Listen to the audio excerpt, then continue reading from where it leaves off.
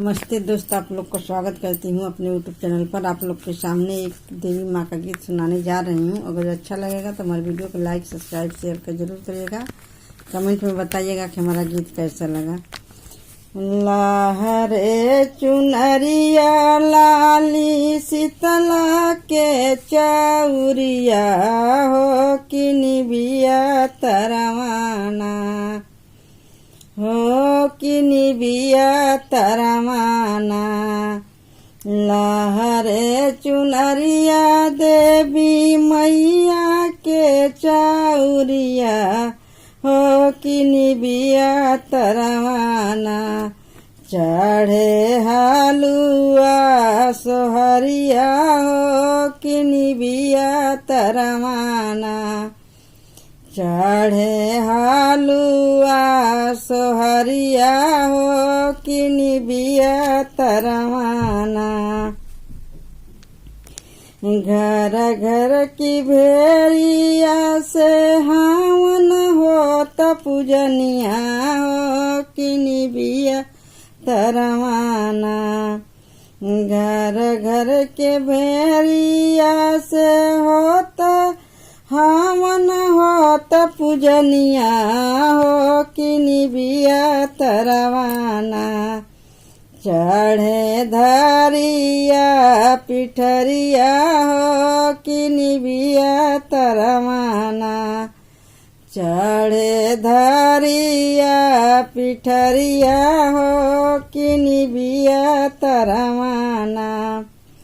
माई के चरानिया में खेले दरसनिया हो कि निबिया तरवाना। माई के चरानिया में खेले दरसनिया हो कि निबिया तरवाना। माता बहिनी गाँव गीतिया हो कि निबिया तरवाना। माता बहिनी गाँव गीतिया हो कि निबिया तरवाना। जय जयकारा होला बाजे डुगा डुगिया हो कि निबिया तरवाना। जय जयकारा होला बाजे डुगा डुगिया हो कि निबिया तरवाना। गजरा चढ़े नारियलवा हो कि निबिया तरवाना। गजरा चढ़े नारियलवा हो कि निबिया तरवाना।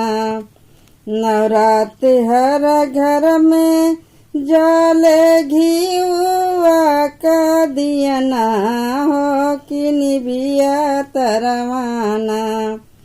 नवरात्र में जारेला घर घर घिउआ का दियना हो कि निबिया तरवाना।